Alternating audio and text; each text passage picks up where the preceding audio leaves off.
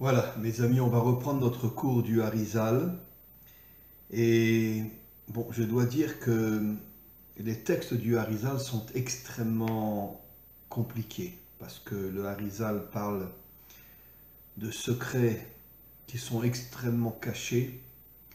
Et donc, les textes du Harizal ne sont pas forcément compréhensibles au niveau des phrases, au niveau de l'extérieur. Et donc, bon, je vais essayer de vous expliquer ce que dit le Hari Akadosh. Encore une fois, le Hari Akadosh est le plus grand maître de tous les temps, dans le sens des secrets de la Torah. Et il cache énormément de choses. Et on va essayer d'expliquer, avec l'aide du maître du monde, ce que dit le Harizal. Alors on va commencer. Viesh le Akshot. Il faut comprendre. Kebriat Zun. Zun, c'est la création du ciel et de la terre. Maintenant, au niveau des secrets, le ciel représente la Bina et la terre représente la Malchut. Les deux et, Yud et, Vav et. Et en vérité, ces deux et sont censés s'unir et être ensemble, comme il est marqué dans le premier verset. Bereshit bara Elohim et Shamaim vet haaretz. Ça veut dire que, encore une fois, Shamaim fait allusion à la Bina, Haaretz fait allusion à la Malchut, et la Bina est censée envoyer des forces surnaturelles à la Malchut. Bien évidemment, pendant toute l'histoire, c'est pas ce qui se passe, parce que la faute de Adam et Chava, Adam et Ève, ont fait chuter l'humanité tout entière, et il n'y a pas de connexion entre la Bina et la Malchut jusqu'à la délivrance finale. Vechem bebriata Adam, de même dans la création de l'homme, qui trila Amar bara Elohim et Hashamim ve'et haaretz. Le premier verset dit Hachem a créé le ciel et la terre. Ve'acharkar azayin yamim em kenoda, zun kenoda, pardon.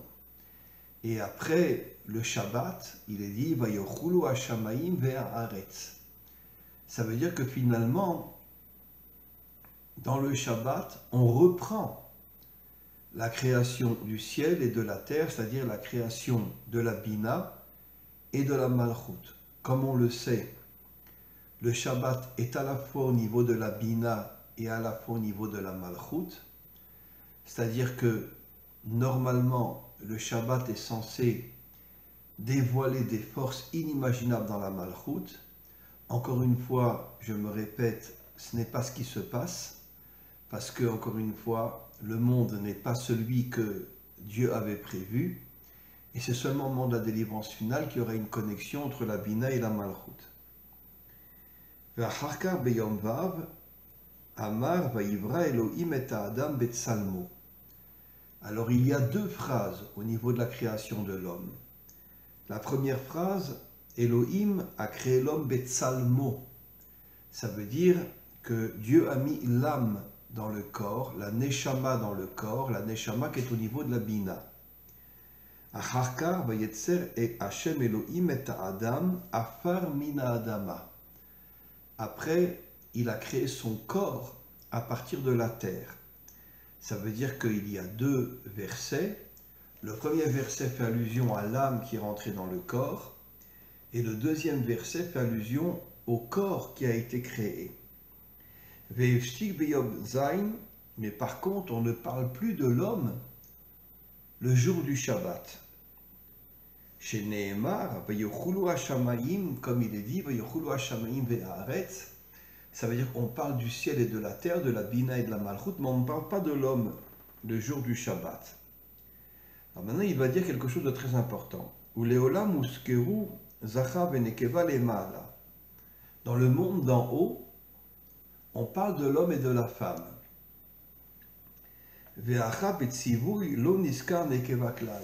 Mais dans la Torah elle-même, c'est-à-dire dans les secrets de la Torah, on parle de l'homme et de la femme, mais dans la Torah elle-même, on ne parle pas de la femme. Ve'imlo tziva ela ala Adam, comme on le sait, avant la création de la femme, Dieu dit à Adam, ne mange pas de l'arbre de la connaissance du bien et du mal. Mais la femme n'était pas encore créée. La manen Chava.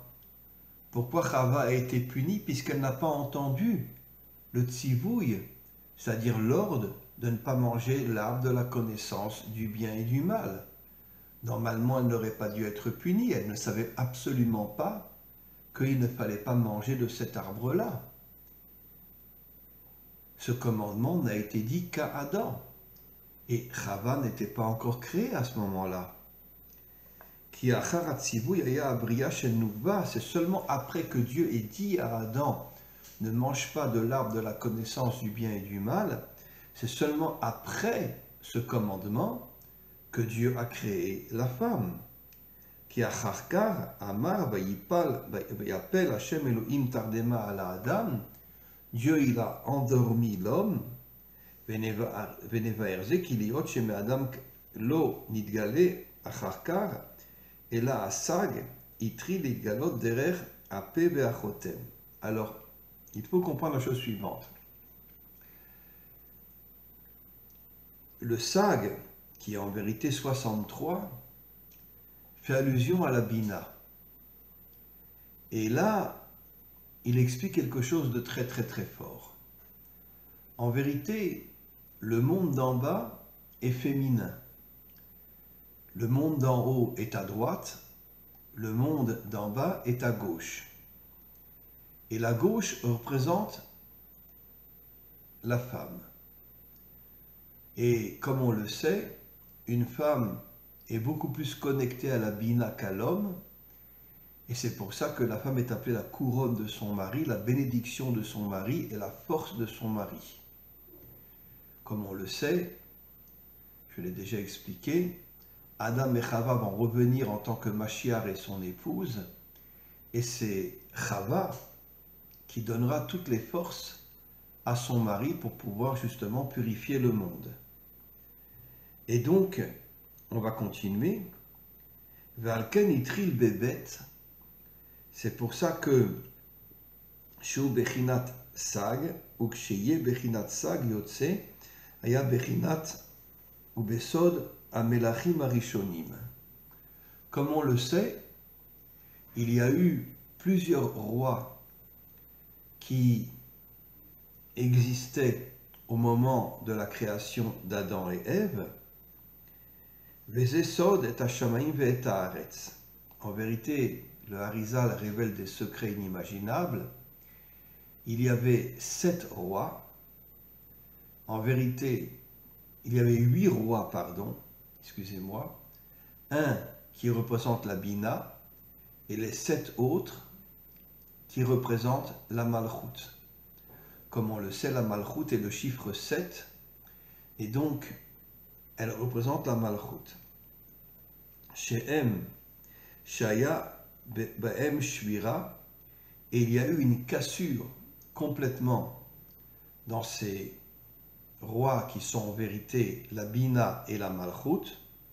Il y a eu une cassure à cause de la faute de Adam et Ève.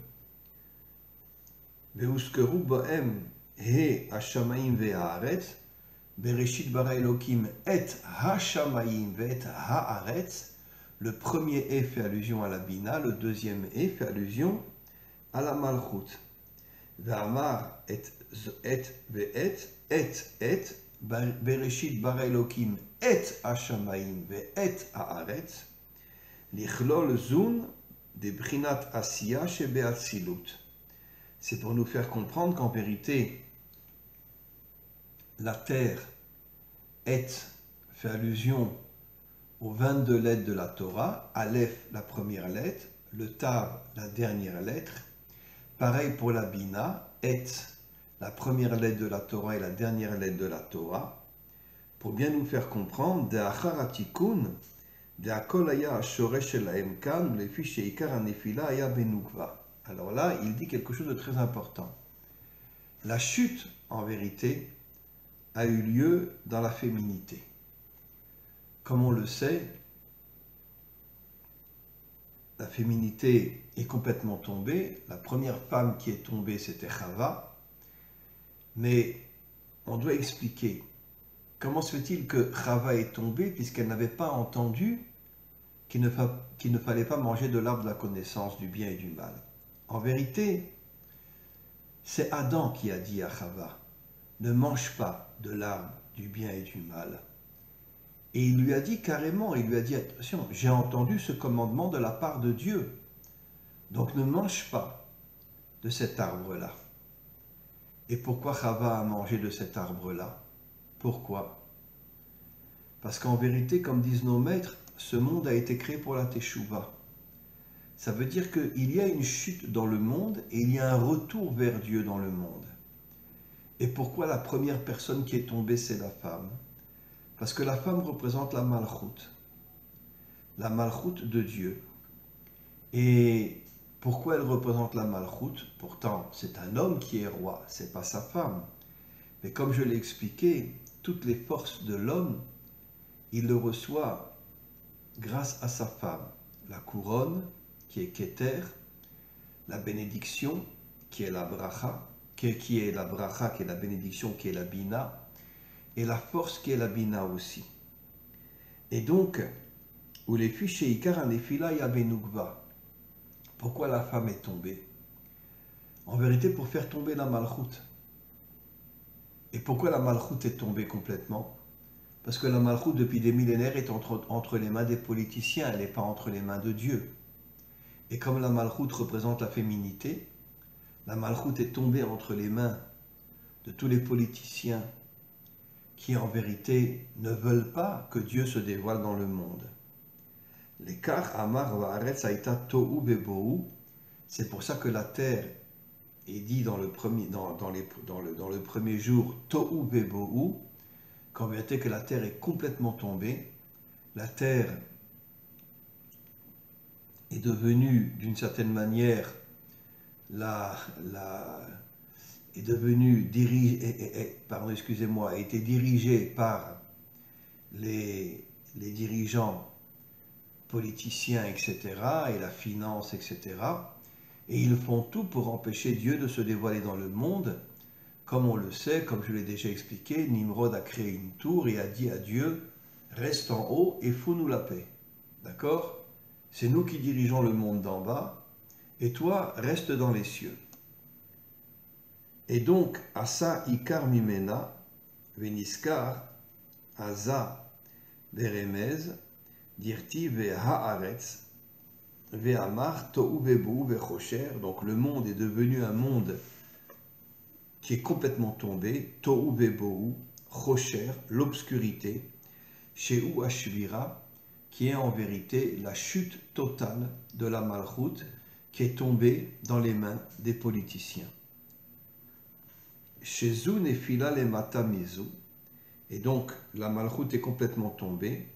L'écart Amar Tohu Bebohu, c'est pour ça qu'il est dit Tohu Bebohu, où le fiche Bekan Ayakalul Bechinat Ban, qui Minasa Gazé Shenishberu Akelim. Donc, les Kelim font allusion au corps. Le corps est complètement tombé. Qu'est-ce que ça veut dire? Que le corps s'est séparé de la Neshama au moment de la faute d'abord de Chava et de Adam, puisque Chava a demandé à Adam de manger lui aussi de l'arbre de la connaissance du bien et du mal, et le corps s'est complètement déconnecté de l'âme. C'est ce qu'on appelle le Kéli. Le corps est un Kéli qui contient l'âme. Naaser Hakar Tikkun Imma.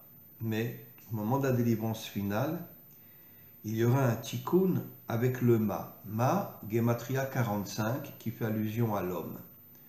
Ça veut dire qu'en vérité, comme je l'ai expliqué, Adam et Chava vont revenir en tant que Mashiach et son épouse. Adam, c'est le Ma. Shehu Ametaken, 45, et ça sera lui qui purifiera le monde, qui jettera tous les méchants de ce monde, en particulier les politiciens et la finance, et en vérité, mais grâce à qui il recevra ces forces-là? Grâce à son épouse. Vezeu Sag, Sag correspond à la Bina, La Bina, c'est l'épouse. Ve'uvrar aban shenitaken, et le ban qui fait allusion à la Malchut sera complètement réparé et la Malchut reviendra vers Dieu. Nimsa she'aban aya kalul besag ve'alken uskar kan bepe tohu ki ve'aretz haïta tohu ve'bohu. Donc encore une fois, le Hari se répète, le monde est complètement tombé et tout le travail de l'homme, en particulier du Mashiach et de son épouse, c'est de ramener la Malchut à Dieu. On continue. Les mafria tohu keneged asag velo ve'echad keneged aben yadua shakelim nishbarim yordu el makom abriya. On sait que dans un premier temps, le corps est tombé au niveau de la Bria et l'âme est restée dans Hatzilut. Donc une séparation totale. Hatzilut, c'est le premier monde. Le corps, c'est l'extériorité qui est tombé dans la Bria, et après le corps est tombé dans la Yetzira, et surtout il est tombé dans le monde matériel, c'est-à-dire qu'en vérité, que la grande majorité des hommes ne sont pas connectés à leur âme et ne vivent que dans les plaisirs de ce monde. Vezeu chocher al peneteom, et c'est pour ça que le verset dit qu'il y a une obscurité totale dans ce monde, parce que tant que le corps est déconnecté de l'âme, il y a une obscurité totale dans ce monde, qui sham berosh abria ou pene ateom, qui misham ulmata ou amayim, veruar Elohim merachefet ou aor. Il est dit ruar Elohim merachefet al pene amayim. Ce sont des secrets bien évidemment. Ça fait allusion à la lumière qui est au-dessus des eaux. Nos maîtres nous disent que l'eau représente la Torah. Pourquoi l'eau représente la Torah? Parce que sans eau, sans la pluie, il ne peut absolument pas y avoir de nourriture dans le monde. Et donc, la Torah représente au niveau des secrets l'eau qui nourrit le monde. Et la première nourriture que l'homme doit recevoir en étudiant la Torah, c'est justement de connecter son corps et son âme. Et donc, quand un homme étudie la Torah, il connecte son âme et son corps. À ce moment-là, la Neshama est au niveau de la Bina. Il reçoit des forces absolument exceptionnelles qui lui permettent de ne plus tomber dans ce monde. Et donc, il peut être un homme d'action, il peut être un travailleur, mais il ne tombe plus dans ce monde. Shelo hayu hakelim yecholim lekablo. Dans un premier temps, le corps ne pouvait pas recevoir la lumière de Dieu. Vezeu veruar Elohim erachefet al pene amayim, et c'est pour ça que le souffle de Dieu, qui représente la Bina, était au niveau des eaux, au niveau de la Torah. Et donc, encore une fois, quand un homme étudie la Torah, il connecte son âme et son corps. Tant qu'il n'étudie pas la Torah, il n'y a aucune possibilité pour que le corps et l'âme soient ensemble. Shelo yered mina or el hakelim, et donc la lumière ne pouvait pas descendre dans le corps à cause de la faute de Adam et Chava, c'est-à-dire la lumière de la Neshama, qui est la Bina, ne pouvait pas éclairer le corps, et c'est comme ça que finalement le corps est complètement tombé. Alors, ve'achar hashvira, après la brisure du corps, c'est-à-dire après que le corps se soit séparé de l'âme, Nizdagvu asag ima'av aelion, le sag qui est la Bina est complètement remonté en haut, et donc, c'est-à-dire que la Neshama, même si elle est dans le corps, n'est plus du tout connectée avec le corps.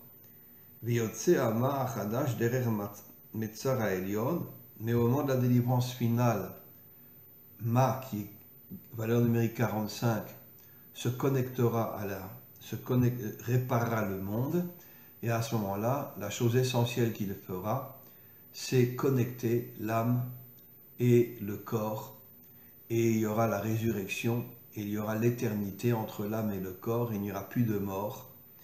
Amen vechen yeratson. Donc, je voudrais faire un résumé très important. En vérité, pourquoi Adam et Chava sont tombés? Adam et Chava sont tombés pour pouvoir permettre la teshuva dans le monde. C'est ce qui se passe au moment de la délivrance finale, où le Zohar nous dit que les 70 nations adamiques feront teshuva et reviendront vers Dieu. Et de même, aujourd'hui, la majorité des Juifs ne sont pas religieux, mais tous reviendront vers Dieu aussi. Et il y aura d'autres créatures qui reviendront vers Dieu aussi. Et donc à ce moment-là, le monde deviendra un monde pur, un monde en vérité de vérité, un monde d'authenticité, et on ne sait pas encore ce que sera le monde à venir, mais Be'ezrat Hashem, on le verra au moment de la délivrance finale. Amen ve Amen.